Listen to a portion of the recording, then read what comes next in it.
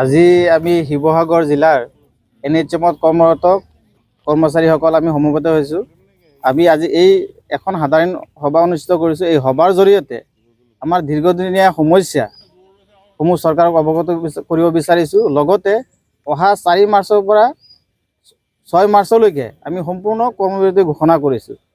কাৰণ আমি দীৰ্ঘদিনীয়া দাবীসমূহ আমাৰ ওপৰৰ মানে বিষয়ববীয়া দ্বাৰাই চৰকাৰক বাৰম্বাৰ জনাইছোঁ, কিন্তু আমাক কোনো গুৰুত্ব দিয়া হোৱা নাই।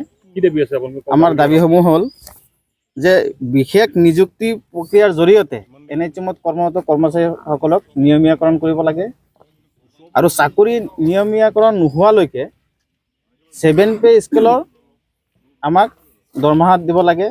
লগতে যিখিনি চৰকাৰী অন্যান্য সা সুবিধা আছে সেইখিনি প্ৰদান কৰিব লাগে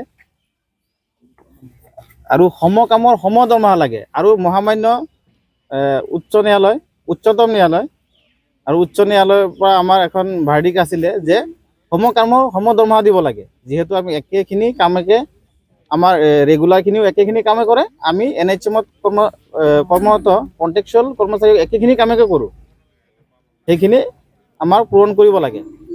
নহ'লে আগত আৰু আগন্তুক দিনত আমি গোটেই অসমত NHM কৰ্মচাৰী মিলি গণতান্ত্ৰিকভাৱে আমাৰ প্ৰাপ্যৰ আন্দোলন কৰিবলৈ বাধ্য হওঁ।